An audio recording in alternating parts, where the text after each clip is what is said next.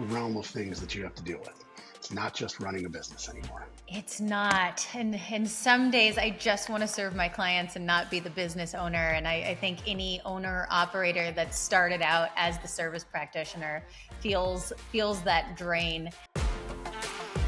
Hello, everyone, and welcome back to the Traversing Entrepreneurship podcast, a show for business owners who set out to do something different and did not stop there. This is Derek DeLomo coming to you from Traverse City, Michigan, the city that inspired the name of this show. With over 18 years of experience in the finance industry, I've heard my fair shares of success as well as horror stories in business. On this podcast, I enjoy sitting down with a variety of entrepreneurs to talk about what it takes to build a successful business, including all the ups and downs that come along with doing something different and paving your own way in life. In today's episode, I will be interviewing Jenna Biancavilla, who is a trailblazing multipreneur on a mission to empower people to take charge of their financial future.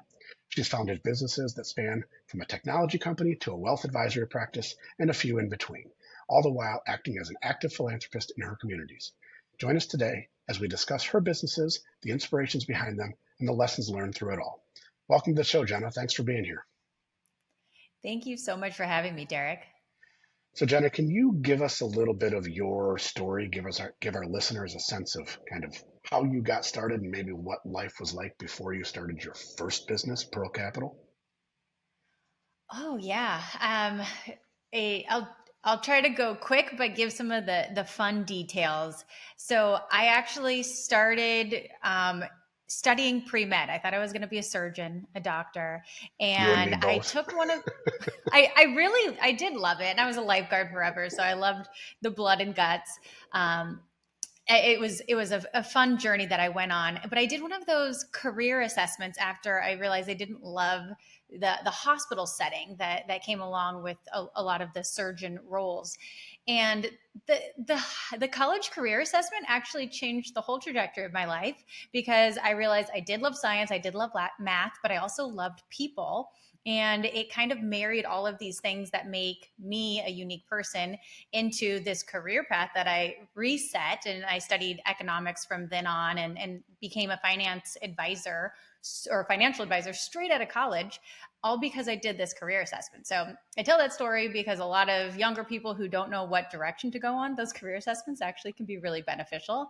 I am now lucky to be in one of those roles that I feel like I'm not working. It's just really enjoyable what I get to do every day. So can I interrupt you there for a second? Like, yes, please. Was your career assessment through your college or was it through a third party? It was through the University of Arizona where I was studying. Yep. All right. Okay. Continue on. I'm sorry. No, it's an interesting question because so many people are lost as to what to do with their career, and surprisingly, those little assessments can go a long way sometimes. Yeah, because I was at University of Michigan, and I don't remember ever having that opportunity. It was like, hey, go in and talk to your academic advisor, but they were just kind of like, hey, what career path do you want to choose, and go from there. They didn't offer a solution to be like, hey, this kind of fits your personality or your wants and your needs. So that's actually a great little tidbit. It is. And it wasn't something they offered to me originally, because I went in knowing I wanted to be pre-med. It was when I found myself at a loss and where do I go now that it was even an option. So I think you have to feel lost or at least ask for it. Sure. Worst they can say is no, right? And at this day and age, they're probably online. The internet was pretty new when I was in college. We were still required to cite books from the library. Correct. So they probably have those online these days. Likely. Yeah, it's funny when I look back and I'm like, yeah, okay, Facebook was launched after I got out of college. Oh, Derek, I had a slightly worse experience. So I might be just a couple years younger than you. Facebook was launched while I was in college, and they told us it was only for college kids. And this was kind of like our own personal yearbook. So all of these pictures would only be shown to our friends. And then without asking us, they opened it up to the whole world. So that was a surprise. I don't wish that for anyone. I remember that. I mean, when you first got on Facebook, you had to have a .edu email address. Yeah. I was like, okay, this is kind of cool. I'm so glad Facebook was not around when I was in college. That would have been very, very, very bad. It was around while I Smartphones was in weren't even a thing. college. We had flip phones, and you had to call people. It was weird. Nobody was taking pictures on their phone all the time. We had these, big old digital cameras that were going all over the place, but you couldn't do anything with them. You still kind of felt safe. I had the worst small period of time. We didn't have phones with pictures with cameras yet. We still had those. I had a flip razor, a bright pink flip razor in Of college. course you did. Like every sorority girl had. But no one was aware how dangerous the internet could be. And No. it was just so new. So people would take the whole contents of their digital camera, because those were new, and we would just dump them into Facebook, everything, because we didn't know better. And none of the adults even knew what the internet was, let alone to warn us, don't dump all your Yeah. photos into the By the way, internet. if you ever want to be a politician, don't do that. I still think I might try to be a politician one day, but I'll have to scrub the internet pretty good before that happens. Yeah, there is zero way that that's happening for me. I mean, it's buried somewhere, and those skeletons are not coming out ever. Definitely not in the But I public guess, eye. yeah, the date dashes. I was in a sorority in college, so the date dashes and the theme parties. There's some pretty horrifying photos out there. Oh yeah, oh yeah. Barn dances, all the formals, all the fun stuff. Here in Michigan, it was probably a little bit different than it was at U of A, but I had a cousin that went there, so I got to live some of it vicariously. U of A down in Tucson was a little more studious than Arizona State. Arizona State was our big party school in the state. Yeah, yeah, and that's kind of the same thing with Michigan and Michigan State. Michigan was always, yes, there was stuff to do, but if you wanted to go party, you drove an hour, 45 minutes over to East Lansing. There you go. Anywho, so I'm sorry, I interrupted you there. You were giving the backstory of kind of, all right, you were pre-med, felt lost, took a kind of career or what's the word I'm looking, what term did you use? Assessment. A career assessment, right? To get on track, and that led you to the finance world as opposed to the medical world. So please continue. How did you get to Pearl Capital, I guess? Well, graduated college in the Great Recession and tried to enter into a finance career, which everyone was exiting the finance profession. So that was a rough time to get started. But if you could make it through that, you can probably make it through anything. So I recall, early in my career, some of those first jobs I took where I was working under other advisors. People were angry, and I was having to field all of those angry phone calls and all those emotional phone calls that I had nothing to do with. I was so young, but it was like drinking from a fire hose. I learned so much about finance and so much about human behavior and the psychology of money as well, and just all the emotions that are wrapped up into money very quickly. And then also, because all of these firms were struggling with less revenue, but still the same amount of production, I got to wear all the hats and do all the jobs, and worked my way up, did all the jobs. Ended up switching between a couple big firms, became a partner at a branch of a broker dealer, and learned that all of these big firms kind of had this profits first culture. Yep. Which, as an investor, you can't be mad at a publicly traded company putting their profits first, because that's what you're investing in. You want them to think about their profits as an investor. So on one hand, you like that. But then when you're thinking about from the client's perspective, realizing that these conglomerate firms don't care about you, nope, even though they're supposed to advise you. Yeah. No, they're not advising you with your best interest at heart. They work for a for-profit company that is putting the profits first. And so after about 7-8 years working for big firms, I started to realize I couldn't keep my integrity and say, I am doing what's in your best interest, and I'm going to do everything I can to make you have a successful retirement or whatever I was promising, when I had, big firm telling me to sell investment du jour that was going to make them more profits. So that is how I ended up starting to try to figure out how to serve clients better. I thought I was going to join a different RIA firm that was actually my path and my plan. And I told my clients we were moving, and actually they did something shady in the middle of me planning to move there. And everything kind of hit me in this moment where I wanted to crawl in a hole and cry, because I thought, I can't trust anyone in this business. What am I going to do? I'm in motion. My clients are following me. I can't go here. So after, crying for a couple hours, I decided I can't trust anyone. I will start my own firm. Yeah. And so I can't say it was perfect, and I was prepared and had my ducks in a row. And as a planner, that's so painful to say out loud that I wasn't perfectly prepared to be an entrepreneur. But that's how it started. It started in a whole bunch of bad circumstances and people taking advantage of me or not doing the right thing, and unethical people. And I decided I could do it the right way. So here I am. And it's, you just kind of unloaded the sweaty underbelly of finance right there in 3 minutes. Because we have borderline the exact same career track, right? Mm-hmm. I was at Michigan, pre-med, did not get into medical school. Then you're forced with, oh shit, now what?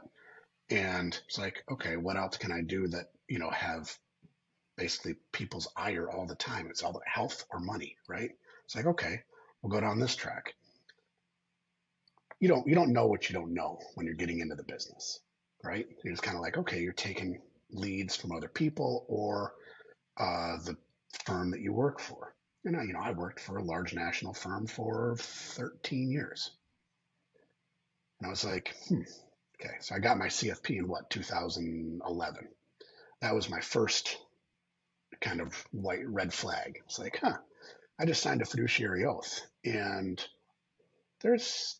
I don't necessarily have to act as a fiduciary at this firm, and I don't have to disclose when I'm not.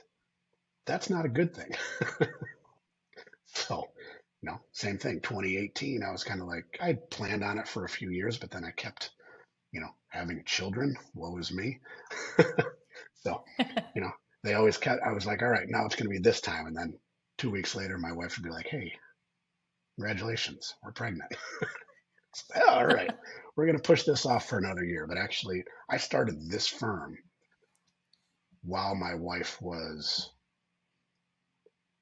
7 months pregnant with our third child. It was a pretty wild ride, but same type of thing where it's kind of like, here, you learn all this stuff that you don't know for your first 5, 7, 10, 12 years in the business. For some people, that's comforting that, they're never going to do anything different. For people like you and I, it's like, okay, this is not the right thing to do. How do we do that? And I, just like you, looked at partnering with, joining other established RIAs in town. It's like they didn't do anything shady. We just had different kind of mindsets on how this was supposed to be. It's like, you know what? Forget it. I'm just going to do it myself. And here we are. So when did you start? So you started Pearl in what year? So the LLC was formed in 2015, but I got my RIA early 2016. So It depends on what paperwork you're looking at, but I say early 2016. Sure. So you were almost forced to start Pearl Capital then, based on your experiences leading up to that. Well, I had a really cushy offer starting a location of a bank that hadn't been in Arizona yet, and they asked me to start that. And so I could have done a cushy bank job and ran that, but it didn't feel right. It felt like I needed to be in something a little bit more independent, where I had the flexibility to truly be a fiduciary instead of the handcuffs of being at a big firm. Yep, instead of doing what's right within the realm of this box. Correct. Yeah. So as I alluded to before, you have 4 companies now? Well, I guess what are all the different realms that you're involved in? Well, the financial planning practice is my bread and butter. This is the big firm that takes up most of my time, most days. I also have a branch of a lending company that has, I've had that since I worked in big firms. One of my partners and boss at the time, he had a lending background. He said, hey, you should consider doing this. So I did it. And it's just been this side business that's always followed me around, that at least when I do my continued education classes every single year, I say, why do I have this? Can I get rid of it? But it's clients really love that I can look through the documents, either if they're buying a house or refinancing, or buying the building that they operate out of commercially, and either give them a second opinion, give them a different quote. Sometimes I use my license just to give them a quote, because most mortgage lenders, fun fact, they can't negotiate until there's a quote from another bank that gives them a lower offer, and then they're allowed to negotiate. But they can't negotiate just based on, I want a lower price. You have to have that competitive offer first. So sometimes it's just that I can offer my client a competitive offer so they can get the negotiation started to get a better rate. Fair. It's, again, doing all the right things. Yeah, but it's the thing, that one of these side businesses that I still have that doesn't really take much time or energy, but it's there. So that makes us operate more like a local bank or a banking institution, because we have that investment and lending under the same experience. These are two different companies, but the same experience, because they're working with me under both of those. And the fun, shiny new thing is my sister and I launched a technology company. Still in and around finance. I saw a lot of female investors that were being taken advantage of by predatory salespeople who were just trying to sell the highest commission product. And sometimes women, if they're, they received their money from a divorce or inheritance, or their husband passed away, if your net worth is more than $1 million, you're an accredited investor. And all of a sudden, all of these wonky high-risk investment products can be sold to this person, even though she might not know what she's signing. They have no idea what they're signing. Let's just get that out of the way. They have zero idea what they're signing. So I've seen people who are, on paper, they check the box accredited investor, but really they don't need these high-risk, wonky investment products. And a lot of these women had come to me and said, I just want to buy, a second little condo in Montana, but my advisor says I can't get access to my money. And I look through the statements, and it's because he sold you an illiquid investment that you can't get access to. It's not liquid. So that was pretty depressing. I saw this as a big problem. I realized Pearl Capital couldn't be scaled big enough, fast enough as a service-based business to really make a meaningful impact for how bad this was in America. My sister and I found a statistic that 1 in 4 women will be the victim of a financial crime at some point in her life. And that was shocking. So enter Savvy, a vetting system. So we vet out all the bad actors, and we do not only technology-based algorithm vetting to see if there's complaints and make sure they're licensed and see what their commission structure is or how they get paid if they're a fiduciary. But then we have women come in and interview them and make sure that they're not going to be mansplainers or condescending. And then all the ones who make it through, we connect women to vetted experts they can trust. And so that's the technology system. Yeah, because I'm going to make an assumption here, and you know what happens with that, but there are way more male financial advisors than there are women, correct? Of course, yes. And it's like a 10 or 20 to 1 number. So even though you are vetting these people, I'm going to guess Savvy still has a high number of men advisors in that category. Of course. It's not just looking for female advisors. It's just looking for advisors who will work well with women and have their best interests at heart. Fair. I did have a question about the lending company. So do you have an agreement with a third party, or where are you getting the funding, I guess, for the lending company if you write notes? So I have a branch of a larger national brand. How it's set up. So I'm a branch under Geneva Financial, and I'm just the little Arcadia, Arizona branch. We have licenses in a couple other states, but Geneva Financial is going to be our banker broker. Gotcha. Okay. So it's basically you have access to their funding, for whatever you need through Geneva Financial. Okay. Interesting. Any operating capital loans that you provide? So through the commercial side of things that may be feasible, it really depends on the business. So I can't just say point blank Sure. yes. Okay. It depends. Yeah. No, I'm going through a, business transition right now with a client of mine. He's purchasing a business, and it's like, okay, we're getting close to closing, and I'm like, okay, where are we going to come up with the original, with the seed money? Because the bank accounts are going to be cleared out at closing. Where's the seed money coming from for the next 3 months? Oh, I don't know. Okay, here we go. The finance side of entrepreneurship. Oh yeah, yeah. It's like, everything's kind of shiny and new, right? Like, hey, I've operated this business for however long. Now I'm going to become the owner of it. Here's this whole nother realm of things that you have to deal with. It's not just running a business anymore. It's not. And some days I just want to serve my clients and not be the business owner. And I think any owner operator that started out as the service practitioner feels that drain. What's funny is the finance perspective on entrepreneurship, specifically the technology company, has been fascinating because I operate in the bootstrap, like make a profitable company mindset, as a financial advisor typically would. Sure. And everyone in this technology sphere that I've entered into, which I don't necessarily identify with quite yet, they're asking, what's your burn rate?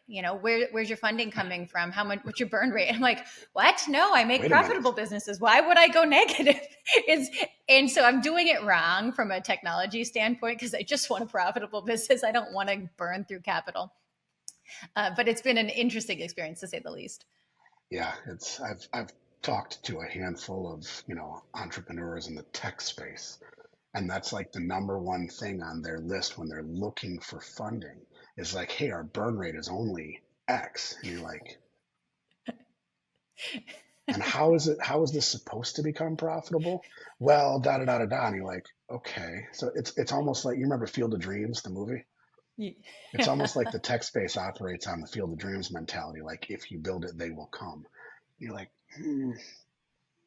I get it, but I guess while people are still throwing money at all those, startup disruptive things, by all means, but at some point it's going to have to revert back to a basic cash flow analysis. Like, hey, you're losing money hand over fist. You can't expense cut your way out of this. Yes, and to be determined if my, just make it profitable from the beginning works well. If it continues to scale, it's a slower scale, right? We're not going really big, really fast because we're not raising capital. I'd like to maintain control. Second, you give away, you take on venture capital money, you give away control, and then they get to say we're doing profits over people, which is kind of against my whole entire existence. So to be You're being determined. that Have me public in the company right podcast. now. Yeah, have me on the podcast in a couple of years, and I'll let you know if it worked or not. All right, we'll do a podcast on Savvy in a couple of years to see how it's scaled, being a profitable business, putting profits over people. That should be the slogan over it. We'll see. You know what? There might be something to everyone else who's done it well with the burn rate. I might be missing the boat here. No, I think, again, you're doing what is, at least from what I've known talking to you a few times now, it's like you're doing things the right way. While yes, we are building a profitable company, we're doing it for the right reasons, right? It's to connect women investors with people that are going to do the right thing for them, whether they're male or female. But it's, again, the underlying tone of that is doing the right thing for people. Yes, we are creating this company Savvy to be profitable from the start as opposed to raising capital, but the end goal is for the right reason. So, which is admirable because you don't get a lot of that in the finance world, as you and I well know. No, you don't. And we have how many regulations, right? I want to say a million, but It's probably countless. more. Countless regulations.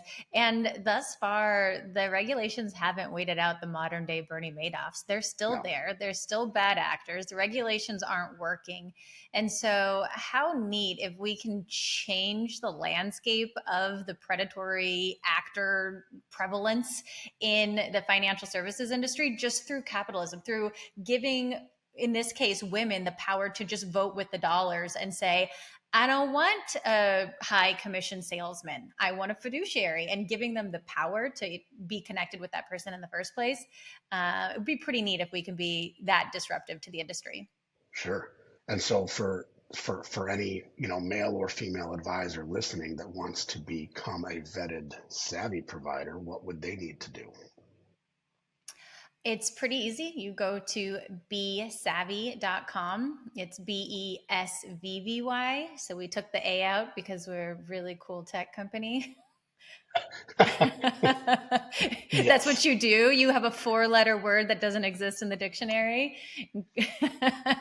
fair. But yeah, savvy without an A, besavvy.com. And just make sure you click on I'm an advisor, and there's the application right there. And we'll do the automatic vetting process to start. So it asks your CRD number, it double checks your license before you even can get an interview with us.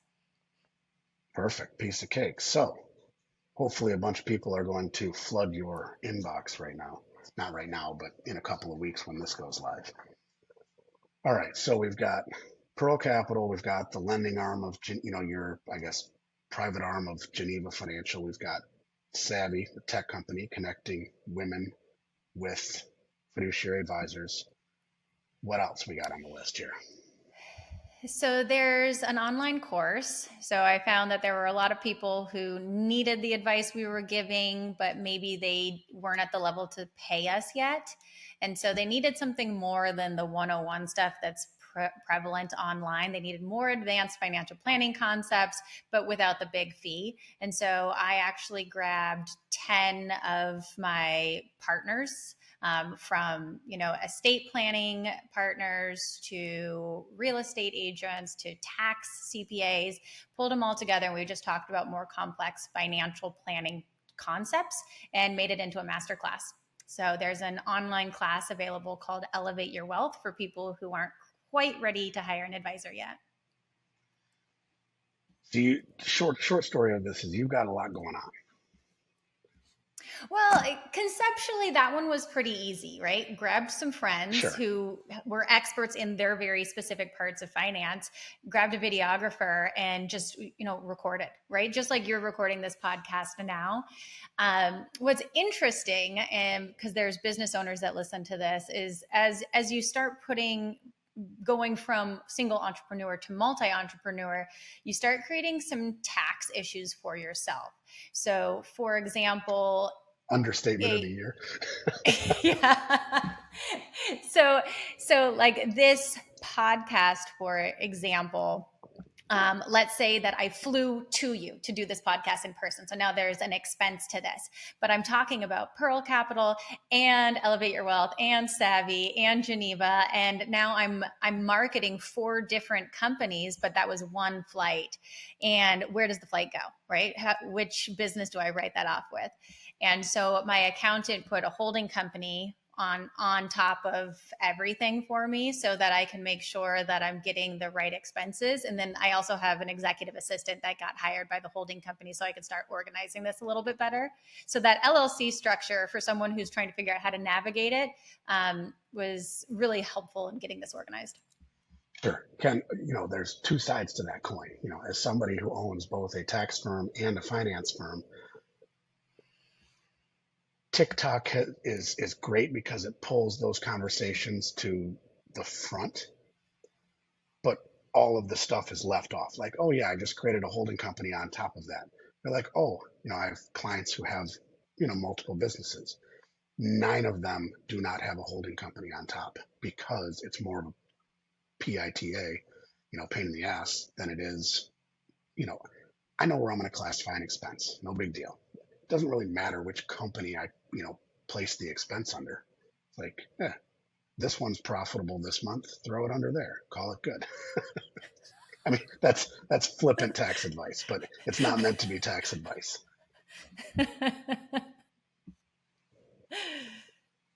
But point being is that, you're to a level where you have 4 companies, 4 operating entities that can benefit from a single holding company on top of that. Mainly, I think, because most of them work in tandem. There's a lot of marketing's a really easy one. There's a lot of marketing where I'm standing on a stage talking about the various offerings that I have that are marketing for all of these companies, because everything's closely correlated to finance. Mm-hmm. They all tie together. But yeah, my poor CPA and bookkeeper, what a pain in the butt I am. It's funny. I think you probably think you're a pain in the butt. You might think that, and they might tell you that every now and again with, little things here and there. For the most part, that stuff is relatively easy. And it's not, adding a holding company or reconciling 4 sets of books, not that big of a deal. Does it take time? Yeah. Sure. I'm sure you're paying for it as well. No big deal. Yeah, well, of course, it does. It does come with a price, and I get someone to having a bookkeeper, tax preparer, all wrapped up, even to the financial planner. The fact that you do all that together is so helpful, because I'm running the numbers right now on buying a commercial building for my business to operate out of, especially because I know a lot about the lending side Yep. and the SBA loans and how you don't have to put a big down payment down. And I just don't have the tax stuff. So I have to throw all that over to my tax advisor and say, help me understand the tax benefit of buying this property and operating out of 51% of it.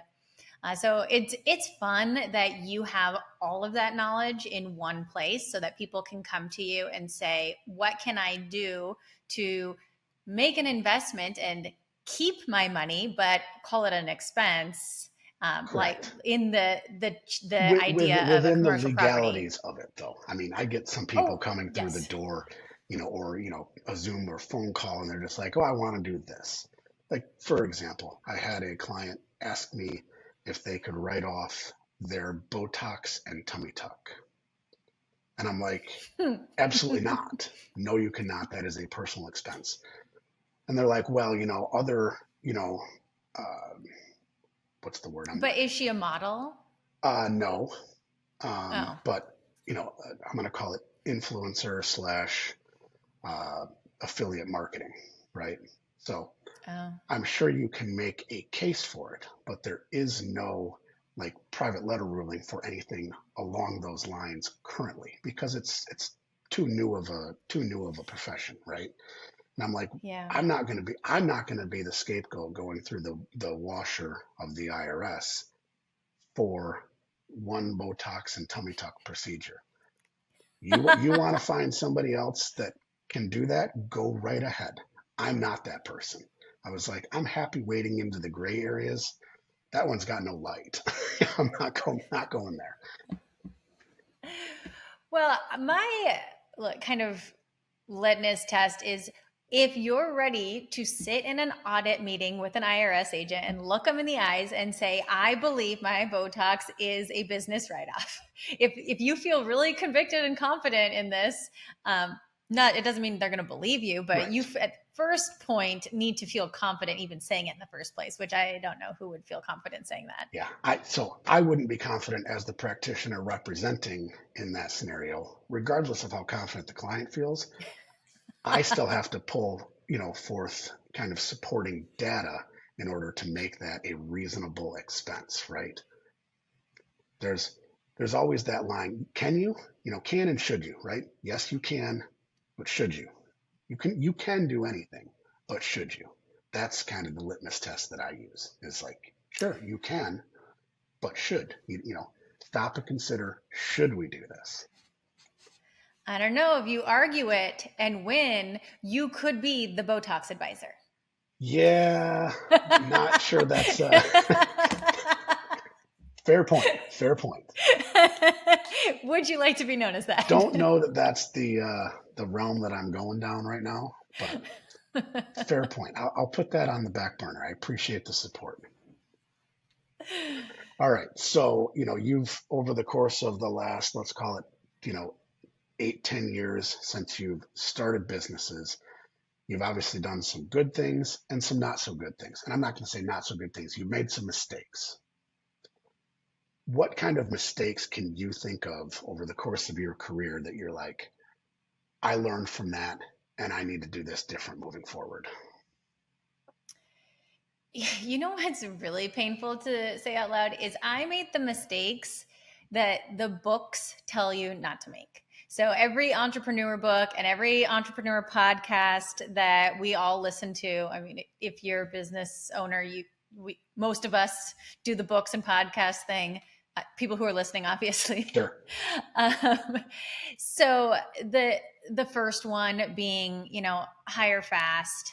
And I was so afraid to take on the salary of the first hire. And I waited way too long to hire the first person because my finance brain just didn't like the expense. And all I could think about was that annual salary with the payroll taxes and the added payroll expense and all the expense. And I was looking at an annual number and I waited too long to hire.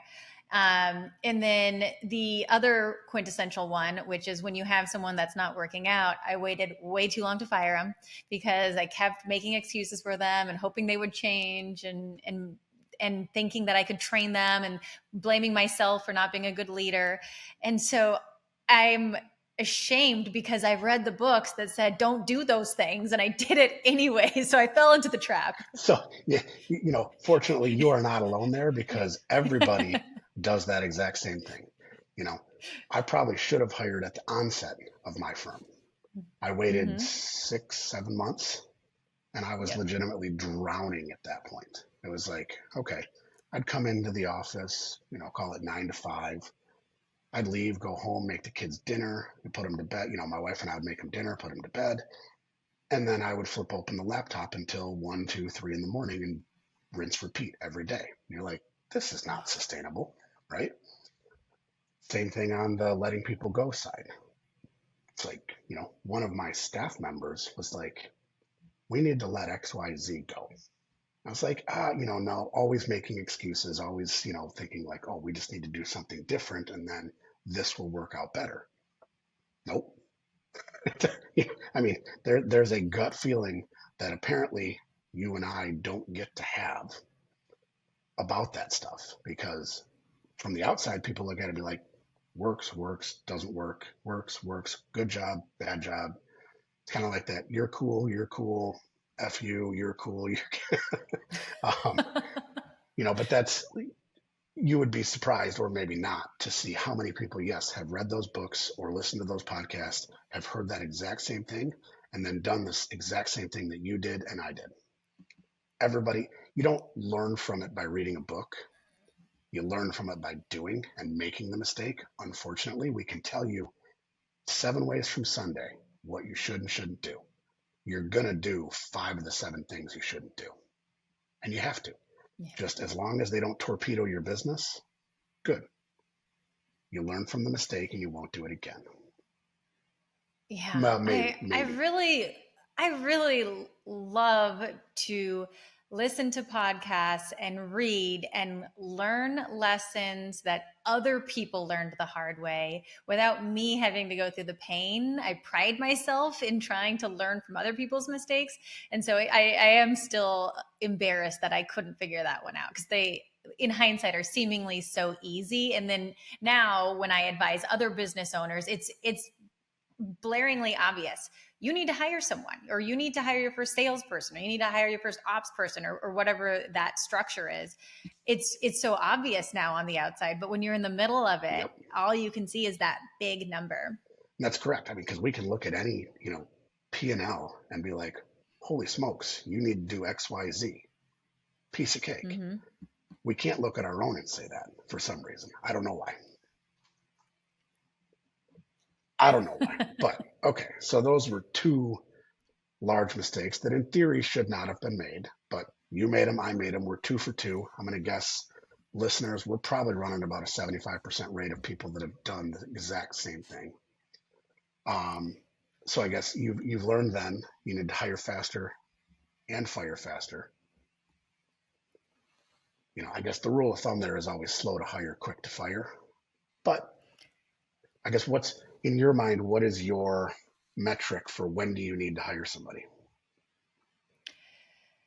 So this was something I was at an entrepreneurs conference, and someone said, and we've probably all heard this advice as well, but if you can't take 2 weeks away from your business without your phone, without your laptop, and literally just disappear into the woods without service for 2 weeks, and the thing to still move without you, you don't have a business. You created a job for yourself. So Correct. that advice we've heard, but we all are like, oh, it's not that hard. I'll just answer some emails. I don't mind it. We all love what we do anyways. So we make all these excuses for yourself. But I was at this, entrepreneurs conference. And so they were digging into our businesses, and they were like, you're still, just a service-based job. You're not really a business yet. And that was like a gut punch to me. And I was like, no, it's business. I have the employees, and it was still all based around that service provider. And so I didn't want to show up to that conference again next year and still be in that category of you're not a real business yet. And so I think having that perspective, especially service-based, that I want to be a business owner. Therefore, I need to hire. I need to put the team in place. This thing needs to operate without me in the day-to-day grind. If you want to be a business owner, you need to hire a team of people that can do it for you. And so the litmus test is, does it run without you? I think. Yep. And if it's not running without you, you don't have a business yet, and you really need to think about hiring some more people. Correct. So do you have any other professionals under you? I do. I have 2 licensed advisors, and then I have 3 that are studying to become licensed. So I have 3 women that I'm bringing up into the financial planning practice. So they always say in our industry, oh, how do we bring more women to the profession? There's not enough women. And I am just bringing them in and training them in-house. That wasn't the original business plan, but hiring experienced advisors and untraining them was just as much work as teaching someone how to do it the right way the first time. So now I'm a training ground. Yep. I've gone through 3 iterations of trying to bring in experienced advisors, and none of them have worked because the untraining portion, whether they came from a wirehouse or another, large corporate RIA or whatever, just does not work. It's much easier. I haven't done, from ground up, grassroots yet, but I think you're barking up the right tree there. Doing it your way. It did, from like a on paper, write a business plan down standpoint, the retention in our industry being so low of people who start as an advisor and get licensed that actually stick with it and make it. The paper plan doesn't make sense. So I'm really hoping that we're doing things a little bit different. We're not another statistic. Yeah, that's the idea. But I mean, we're also going against the grain with our businesses, having been in business for more than 5 years, done all these things. We've already kind of thrown the statistics out the window. So I would say the statistics are in your favor now that you've kind of crested those first hurdles. Now you just have to deal with training and retention, but I don't know. I have a little bit of an issue with our industry because the barrier to entry is so low. It's not like you have to have this educational background or these professional certifications. It's like, okay, you can be, a high school dropout, take in theory, a Series 7 and 63 or 60, whatever, whatever numbers you want to throw behind that. And now you are a financial advisor. I don't know. To me, that just doesn't sit right. Yeah. And the old school way that the industry handled things was, hire a class of 100, give them the book, let them study for 2 weeks. 25% of them will pass. So now you have 25, you give them a phone book and tell them, now you're licensed, call until someone says yes. And that was all the training people got. That was like how to become an advisor 101 at the big firms. Here's a script to follow, do that. And it It wasn't worked. until no, it's those people never even got any training on how to be an advisor until they're like 5 years into the profession, and the large companies are like, oh, you're still here, I guess we'll teach you how to do your job now. Yeah. Yeah. That's, my dad always said, my dad he's a retired physician. And so he was like, all right, you got out of college, you passed these exams. He's like, now you're starting your career. You're in residency. Now you get to learn how to become something as opposed to just, he was like, I got out of medical school. Yes, I was a doctor. I didn't know what the hell I was doing. I had to go to residency and fellowship to figure out how to be that doctor and what to do, not just flash a card around. Well, and I would say, contrasting with it being somewhat easy to become an advisor, a licensed advisor, I would say to become a firm owner like you and I are, I think this barrier to entry is huge. And I Oh, think absolutely. the large firms consistently are lobbying for regulations to make the barrier even higher so that they can make sure they're squishing us out. Correct. Because we are proving that we are fiduciaries and that we might take care of clients better than them. But I've had a couple people ask, like, well, I'd like to start an RIA firm too. How do I get started? And unfortunately, my advice is go work at a big firm, because you don't know Yeah. what you don't know. You don't know the regulations. There's just so much of this industry. You can't just say, I have no experience in finance, I'm going to start a firm. It's No. the discrepancy is too big. Yeah. And the barrier to entry there is large because it costs quite a bit of money to start a firm. There's Mm-hmm. all these things. Oh, start a firm for less than $10,000. I think my firm, it cost me $67,000 to start my firm. Just Oh, before I even yeah. opened the doors, it was like, okay, here's the lawyers, here's all these things along the way. You're like, okay, yes. Did I have the capital to do that? I did, fortunately, but it also was 5 years in the making. This was starting Mm-hmm. from 2013 to 2018. It's like, okay, it does take a different mindset too. You can't turn to somebody else and be like, hey, what do you think about this? Because big firm finds out about it, there's the door. Right. Well, luckily, I've put a mastermind group around me, so there are other people like you and I who are talking. Right, Sure. we're have that abundance mindset. We're talking to, in theory, the competition, and sharing best practices, struggles, what we're dealing with, so that you can turn to someone and say, how do we serve our clients better? Because it's lonely if you don't Oh, yeah. have some people to talk about this with. It's very lonely as an entrepreneur. And I think the biggest difference between like your mastermind group, our profession, and everybody else is that we don't necessarily look at each other as competitors, because it's not about us. It's about Mm. that person across the table. It's about what's in the interest of the client. You know, whether I can provide it, you can do it, John Smith or Jane Doe down the road, who knows? It's not about us. It's like, how do we continually get better at our craft? And that's what everybody's trying to do. Excuse me. And, when we all get better, the profession as a whole gets better because whether or not we like to admit it, people do follow what we do and try to incorporate that into a scalable big business model. We just do, they just do it off of our sweat equity first.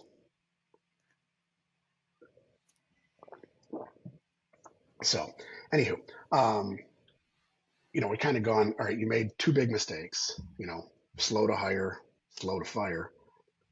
On the flip side of that, what would you say over the course of your entrepreneurial career have been your two or three largest successes? Everybody defines success in a different way. Some people it's monetary, some people it's time. What So first of all, what is your definition of success? And then what have been your biggest successes throughout your business career? Ooh, I define success as when you've achieved the financial abundance to spend the time how you choose.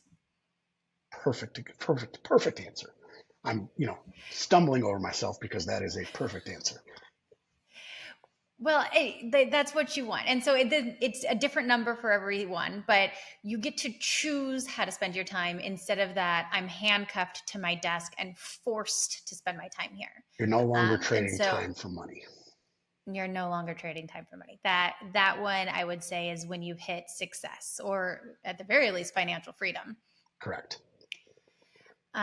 So that one, that's where my mindset is. And so what has helped me to become successful is people, right? Delegating and people, and trusting people, but also pouring into them and training them. I decided that I wanted to really think about my people as an extension of me. I wanted them to be treated as I wanted to be treated. So if I want that financial freedom, that time flexibility, I really wanted to give my team that time flexibility. So I structured things a little bit differently. They have complete flexibility in their schedules, as long as there's at least one admin person and one advisor to always be manning the phones Monday through Friday, 9 to 5. Everyone else can kind of have flex in choosing when and where and how to work. Advisors are obviously serving their clients, so they're a little bit more. But this has helped me with retention. This has helped them feel like they are a part of this team, that they really are respected, because flexibility is really important in today's day and age.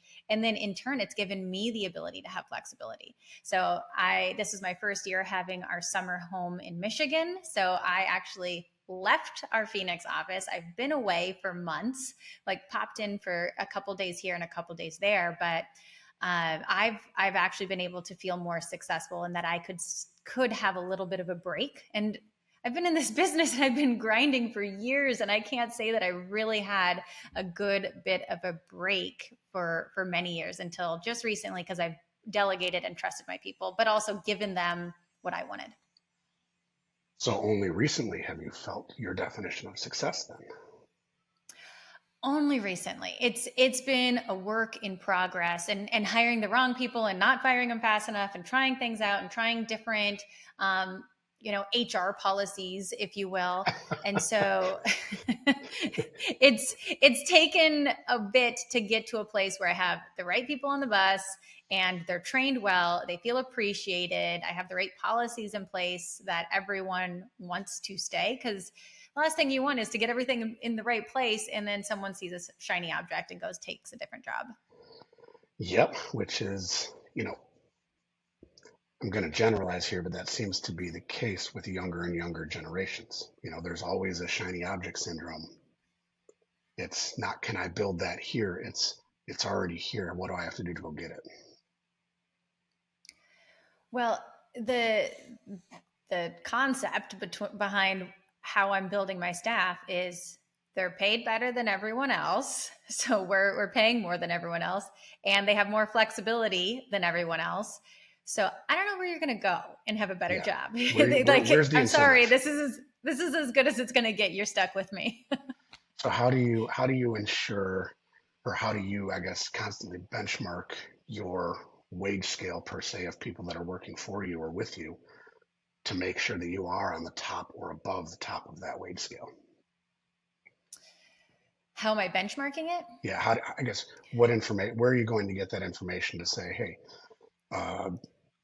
RIA firm in Phoenix, here is the average, where are you getting that information to make sure you're paying more than somebody down the street?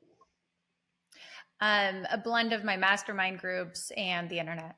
Okay. So between the two of like, what does the internet say? And then what is reality? What are my mastermind groups? What are they actually paying? You mean the And internet what's doesn't neat tell the about truth all the time? Come on now. Oh, you don't know what you can believe anymore. Actually, the internet is low. If you're Glassdoor, I think Yeah. is one of those that has wage information, and I find it to be lower than what I'm getting from real companies. I would tend to agree, as long as it is a individual company. It tends to be, I think, high at the corporate side of things. So say, hey, I'm a Merrill Lynch advisor or something. I believe it says it's higher than what it actually is. Because I think they're going off of gross revenue production, not splits. Oh, fascinating. Yeah, that makes sense. That's I'm again actually, completely side. I don't use it very much because I do the same thing. I just talk to people around me or network of people to talk, to say, okay, what are you guys paying? What is everybody else paying, et cetera. So I get a real world example from my geographic area. I mean, it's different for you in Phoenix than it is for me here in Traverse City. You know, I might be higher, I might be lower, I don't know, but here's the norm in my geographic area, and this is what people are paying for admin, for professional help, for other things. It's like, go through that every 6 months or so. so because we're financial planners and I want the conversation around money to truly feel transparent for our team as well as for our clients, I actually talk to them about their personal finances and Mm-hmm. their bills and say, What do you need? what do your bills look like? What do your budget like? What do you need? What are your goals? How is this job going to help you achieve your goals? And if there's a disconnect of, what we can pay and what they want for their life, then we can have that conversation in that moment of, maybe you need to go back to school so you can get a higher paying job and you want to be an engineer, and now I'm not even hiring someone who what this wasn't aligned with their goals in the first place. So having that, like, does this help with your financial goals? Because if we're being honest with ourselves, it doesn't matter how much we love our job, we're trading our time for money. Correct. And if we're going to not put that front and center and say, all right, is this worth trading your time for? Then we're missing the boat on why they're here and if we can keep them. Sorry if you just heard a massive Harley Davidson behind me. Came by my office and decided to rev his engine. So hopefully that didn't get picked up, but either way. So okay, well, how would people, so whether we've already gone through advisors wanting to get on a savvy platform, to be kind of a referral outsource for you. Somebody that wants to talk to you, whether it be from a finance standpoint, lending standpoint, masterclass standpoint, how do people kind of get in touch with Jenna and all of her various entrepreneurial journeys? Ooh, good question. A great way is just find me on LinkedIn. I'm one of a kind. I'm the only Jenna Biancavilla. You can just reach out to me and I'll get you onto the right platform and I'll get you the right email, because the lending email is different than the financial planning email. So just find me on LinkedIn and send me a message and I'll be able to get you to the right place. Okay. For people looking to start an entrepreneurial journey, whether that's with you or something totally different, let's put a number on it. Let's say, what 3 pieces of advice would you give somebody either exiting a corporate job or exiting college to say, here's what you need to focus on to build a successful business? Oh, it's brand new, starting an entrepreneurial journey. You need to find something you're passionate about because it's going to be a grind. And if you don't absolutely love this thing that you're building inside and out, you will give up on it. Just because it takes so much hard work to get it off the ground, and you inevitably are going to do things that you hate, just because it's all the hats, it's all the jobs. One of the things I hate is having to review contracts. And even though I have the legal team and I can send it over to them, at the end of the day, when I'm signing a new lease or whatever, I'm in there having to read legal jargon, which is not what I'm trained to do. No. Yeah, it's not my wheelhouse, but it's part of business ownership, and it might be bookkeeping and payroll and making sure you have the right insurance or whatever thing you don't like about running a business. Usually you start because you love serving your clients, and then there's all this other crap you have to do, so you better really love serving your clients to make all the other crap feel okay. So Very much that's so. my first advice is passion. The second advice is the you're not for everyone, and that's okay. Okay. I struggled with that for a I think we long all do. time. Like, why did they say no? Why didn't they want to work with me? What do I have to do better? What's wrong with me? And so I actually used this analogy. I can't believe I'm going to say this, but the analogy that I used when I was, giving this advice to a young woman advisor was, we don't want a male gynecologist. And it doesn't mean that he's bad at his job. He might be the best at his job, but it's just a personal preference.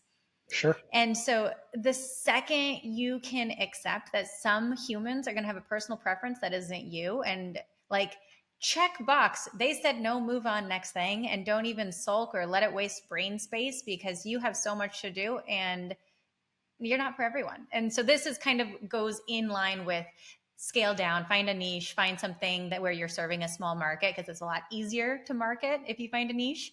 But I think you start with knowing you're not for everyone. Those are two very powerful pieces, by the way, because that is, I would say, the entrepreneurial spirit is becoming younger and younger. And it's very hard. I mean, it was for me when I first started, right? It was like, why especially the you're not for everyone, because it's like, of course I'm for everyone. I'm, God's gift to whatever. It's kind of the mindset most entrepreneurs have, right? Is we do things our way and our way is the best way. It's like, it's not always the best way for you or her or him. And that is okay, because there's plenty of people that are, and that is awesome. But accepting that, really just that you're not the best thing since sliced bread, is probably more powerful than anything we've talked about today. It's a really important piece, and it'll get the head trash out of your mind, so you're not Yep. worried about why they said no to you, but you're actually focused on where you're going. And my third piece is the focused on where you're going. And you'll like this as an advisor, but you need to know your end game. You need to know, how does this end? And you can have any ending you want. You can have my children take it over, I sell it, it fizzles into a nothing, which is what like 90% of advisors, or sorry, 90% of businesses do, is they just fizzle into zero. And if your plan is to fizzle into zero, that's great. You need to be taking enough money out of the business every single year, because you're not selling this for anything. But too many people don't know where they're going, so they build it the wrong way. And I heard this quote, and I'm going to butcher it, but the quote was, we spend all our lives climbing up this ladder, and we get to the top, like, I did it, I won the entrepreneur game, only to realize the ladder was leaning against the wrong wall. Yep. Like, you didn't know where you were going, so what did you win? So if you're building it to sell, there's different ways you're going to run this, because you're going to sell it at a higher multiple if you really try to enterprise it versus building it around you. If you're just building it to be lifestyle, and you think that you can get this thing to chug along and make a lifestyle practice, and you need to figure out how this is operationally going to run while you can have that lifestyle. And there's a lot of different ways to go, but too many entrepreneurs don't know where they're going. They get their identity wrapped up into this business, and they are the business owner. Like, that's all they can think of. And so when they get the best offer they'll ever get, right, and there's so much money on the table, they don't know who they are on the other side. And so they end up self-sabotaging and ruining the deal and ruining the best thing that could have ever happened to them, because they didn't know who they were on the other side of being a business owner. Yep. It's always that old adage, you got to retire to something, not from something. Yeah. And because I mean, you see it, I see it all the time with lawyers. Their identity is being a lawyer. And that is the mantra that they built for themselves over the last, 10, 20, 30, 40 years. They don't know what the hell they're going to do once they do not practice law anymore. And it's like, look, you collect cars. Do that still. Now you just have all the hours in the day, as opposed to 2 hours a week to go find the next Land Rover that you want to buy. Yeah. It's like everything becomes, the way that you're phrasing everything is basically about, I'm going to call it, making the right decision for that person, it seems, or at least that's what I'm hearing. It's like getting all the noise out of your head and being able to just say, okay, here's what is a priority to myself, whether that's business, personal, family, etc. Once you're able to just get all the noise out and say A, B, C, D, check, check, it becomes so much easier to own and operate a business and follow what you think is important and what you're building it for. That's my Yeah, hot take on it.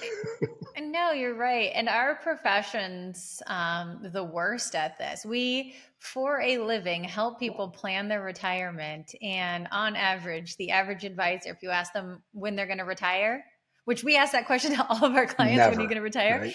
They don't know the answer. They are like, well, I love what I do. I'm never going to retire. Yep. Yep, that is very true and also unfortunate. Just because, like you said, I mean, most advisors in our realm are going to let it fizzle to zero, Mm-hmm. or or they work for a large firm and it'll be dispersed to younger advisors. But there's very few that actually have a buy sell in place, have a disaster recovery plan in place, have a disability plan in place for, hey, I'm in the hospital for 4 months, somebody else is going to come in and run the firm while that happens. I mean, I have them, you have them. I would say we're probably in the top 10, the 10% of people that do. Yeah. Yeah, there's a lot of advisors that they don't have a plan in place. And actually, um, there's a lot of clients that we end up bringing on to our firm, and I'm sure yours as well, because we're young for the average advisor, right? The average Mm-hmm. advisor he's like 68, I think, is the average advisor's age. Um, and so I've actually brought in a lot of clients that have their advisor had health scares, died, retired out of nowhere. And so they say, you guys are young enough to still be working through my retirement. And that is why we're Yep. hiring you. So actually, it's a pretty traumatic experience for clients to go through having an advisor die on them, which happens all the time when they don't have a retirement plan and a succession plan in place. Yep. It does happen. So I guess, I'm going to kind of end the questioning with this, and then we'll kind of close out the show. But, you and I have both been in the business for a long time. We see, good people, we see bad actors, we see kind of everything in between. Whoops. What advice would you give to people looking to hire financial advisors, business consultants, etc.? How would you help them find the people that you can trust, or what would you tell them to avoid? Whew. I'm sure we can probably make a whole nother podcast on this, but this is a lot. I think conflicts. Actually, I would just lead with the question, what conflicts of interest should I be aware of? And someone who's a real fiduciary, who actually has a fiduciary duty, they already know them. They already know how to talk mm-hmm. about them. They'll just point blank say, hey, you should be aware, here are the conflicts of interest that I have. If someone doesn't know them, that's a red flag. If someone seems like they're beating around the bush, or not giving you a straight answer, that's a red flag. And then you can actually go online and probably find their conflicts, because most people in professional capacities need to disclose them anyways. And if they were disclosed on their online disclosures but not brought up in that conversation, another red flag. So asking about the conflicts, I think, is a good first start. Yep. And I think, that's, everybody's got one. Everybody in our industry has at least one. That's the fact that we are being compensated to provide advice to you. That's a conflict, bar none. We're doing it as a service, but it is a conflict. We are being compensated to provide advice and services to you.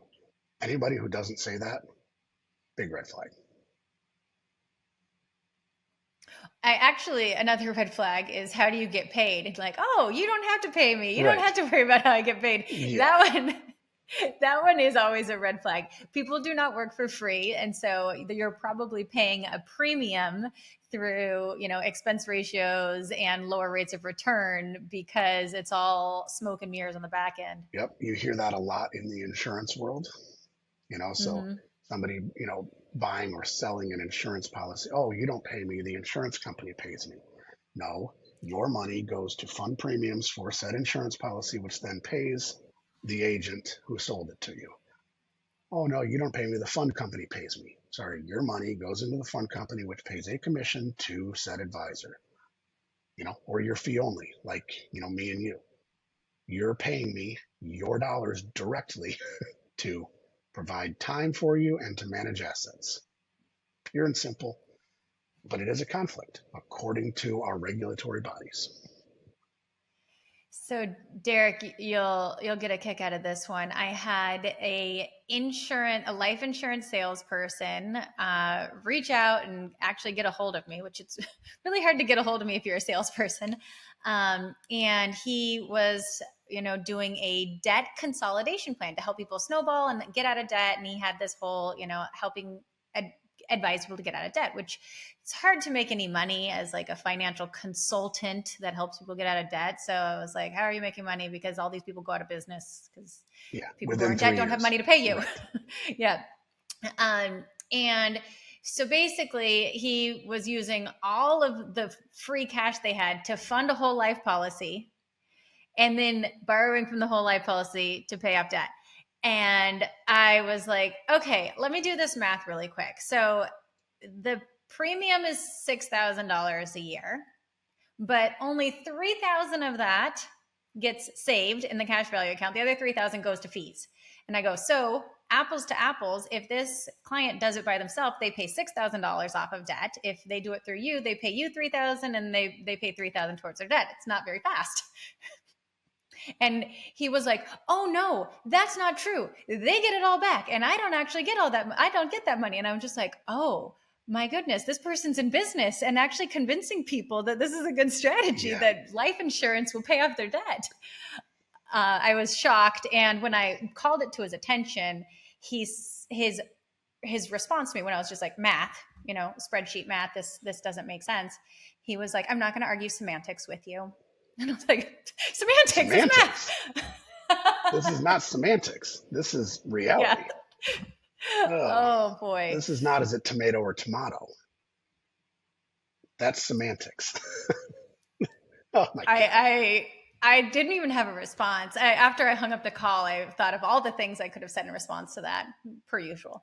For you, yeah. It's like laying in bed at night, and you're like going to bed and you're like, oh, I should have done this. Same idea. Yeah. Oh, yeah. All right. So the best way to get in touch with you is through LinkedIn, Jenna Biancavilla. Biancavilla or Biancavilla? It's Italian, and my family has been over here for a couple of generations, so Villa is how we say it. Okay. However, we're in Arizona near Mexico, so people say Villa, and I respond. So I guess I've accepted both. It's funny because, as another Italian, it's like I look at the word and I'm like, oh, that's Biancavilla, but you're like, oh, it's Biancavilla. So anyway, but okay. Well, we usually end every episode, by giving you a couple of minutes to leave a message to our listeners. Talk about anything. We've kind of gone through most of it, but if you have a message or anything you want to talk about, Pearl, you want to talk about Savvy, you want to talk about the masterclass, anything you want to leave a message to our listeners, this is your time to kind of have the floor, give our listeners a little bit extra of what Jenna Biancavilla has to offer. Well, I don't have a sales pitch prepared at all. Really, actually, just excited to empower other entrepreneurs. You've got two powerhouse advisors here. Derek is awesome. Having an advisor that knows tax and financial planning all in the same brain is going to save you a world of hurt. But the reason I bring that up is ask for advice. Absolutely. Just ask for advice. I know that financial advisors, specifically us, have some of those bad actors have given us a bad rap. So interview them, ask lots of questions, ask them if they're a fiduciary, but you get a good advisor. And I mean, someone like Derek's going to save you money in taxes more than he bills you in fees. Also true. I mean, I probably can't, I shouldn't make promises for you, but if he's getting good at his job, he could do that. So I kind of want to leave everyone with, get advisors around you, ask for advice, get mastermind groups around you, ask for how lessons people learned the hard way. Don't try to do this all by yourself. It's so lonely if you're doing it by yourself. It's really fun to have thinking partners around you. So very much so. That's my last. I mean, it's funny that we've never run across each other before, because I feel like we have a lot of the same thoughts and processes built in. I mean, the obvious reason for that is that you're in Arizona and I'm in Michigan, but even some of our own mastermind groups, they're all over the nation. I'm surprised that we haven't crossed paths before. But all right. Well, as you know, my name is Derek DeLomo. I'm the owner of both Tremonti Financial Consultants and Tremonti Tax Solutions, together referred to as Tremonti. Tremonti bridges the gap between financial advisors and accountants by serving as CFO to our clients. We specifically love to work with business owners to develop a proactive tax strategy that maximizes after-tax profits. It's our job to help you earn more, be more efficient, grow faster, and pay as little in taxes as legally possible. If this idea piques your interest, please go to TremontiTax.com and click on the Schedule Now button to book a 15-minute chat with me. Whether we end up working together or not, I'd love to hear from you. With all that said, Jenna, it was so good talking to you today. It was a pleasure. Thank you. For those listening, if you enjoyed today's episode and had a few helpful takeaways, we'd love for you to leave us a review on Apple Podcasts and share this episode with other business-minded friends. This has been another episode of the Traversing Entrepreneurship podcast. We had fun today and hope you did too. Thanks again, Jenna, for being here, and thank you for tuning in and listening. Peace out. This podcast is presented by Tremonti Financial Consultants, LLC. The firm is registered as an investment advisor and only transacts business in states where it is properly registered or is excluded or exempted from registration requirements. Registration as an investment advisor does not constitute an endorsement of the firm by securities regulators, nor does it indicate that the advisor has attained a particular level of skill or ability. The information presented is believed to be current. It should not be viewed as personalized investment advice. All expressions of opinion reflect the judgment of the presenter on the date of the podcast and are subject to change. You should consult with a professional advisor before implementing any of the strategies discussed. Content should not be viewed as an offer to buy or sell any of the securities mentioned or as legal or tax advice. Always consult an attorney or tax professional regarding your specific legal or tax situation. Different types of investments involve higher and lower levels of risk. There is no guarantee that a specific investment or strategy will be suitable or profitable for an investor's portfolio. There are no assurances that a portfolio will match or exceed any particular benchmark. All investment strategies can result in profit or loss.